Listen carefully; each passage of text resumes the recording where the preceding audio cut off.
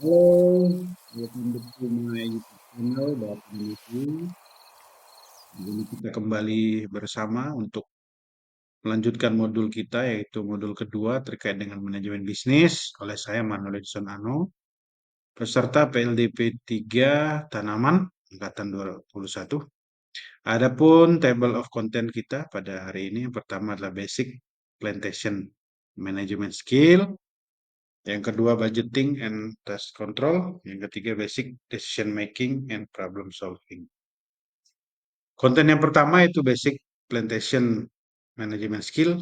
Kita ketahui PTPN adalah BUMN yang bergerak di bidang usaha perkebunan dan berdasarkan Undang-Undang Republik Indonesia Nomor 18 Tahun 2004, perkebunan adalah segala kegiatan yang mengusahakan tanaman tertentu pada tanah dan atau media tumbuh lainnya dalam ekosistem yang sesuai.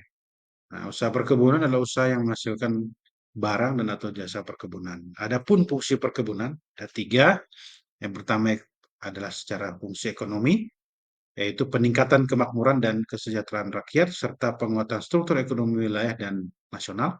Yang kedua ekologi, peningkatan konservasi tanah dan air, penyerap karbon, penyedia oksigen, dan penyangga kawasan lindung. Yang ketiga sosial budaya, yaitu perekat dan pemersatu bangsa.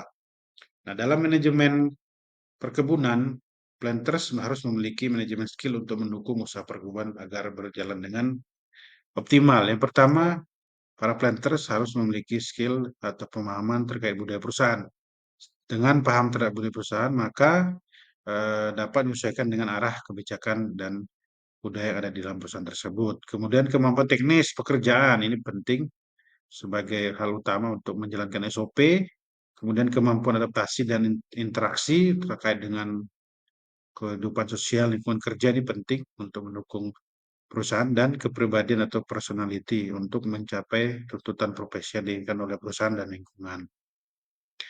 Kemudian kita masuk ke konten yang kedua yaitu budgeting and task control.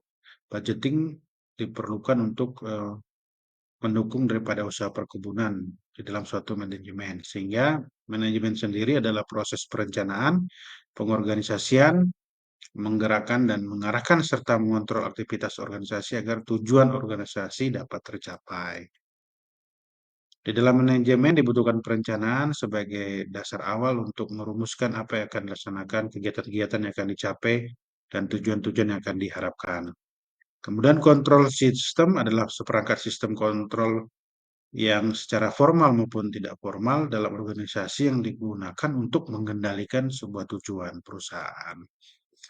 Nah, dalam hal ini sistem yang merangkum segala semuanya tersebut disebut dengan sistem perencanaan dan pengendalian manajemen atau SPPM. SPPM adalah suatu sistem terintegrasi antara perencanaan, proses strategi, penganggaran, pencatatan, pertanggungjawaban dalam menjalankan organisasi agar perusahaan dapat mencapai tujuan secara efektif dan efisien.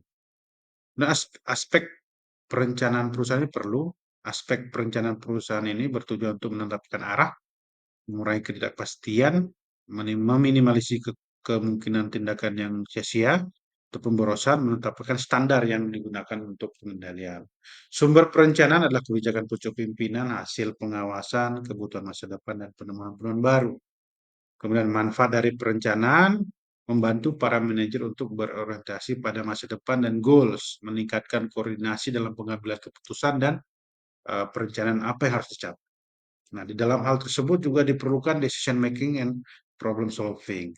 Decision making adalah proses untuk memilih, identifikasi apa yang akan digunakan, informasi apa yang dicari, dan di assessment untuk mencari alternatif solusinya. Nah, setelah uh, adanya decision making, perlu adanya problem solving.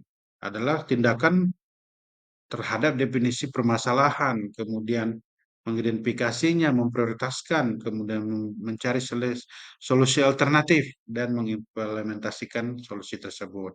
Adapun 4 step problem solving, yang pertama adalah terkait dengan masalah, mengidentifikasi daftar permasalahannya, spesifiknya apa, prioritas masalahnya apa.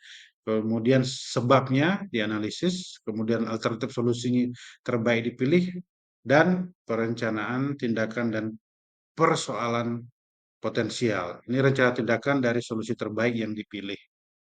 Kemudian dianalisis persoalan potensial yang memungkinkan. Mungkin demikian yang dapat saya sampaikan terkait dengan modul 2 ini. Sampai bertemu di modul berikutnya. Terima kasih, selamat pagi dan tetap semangat.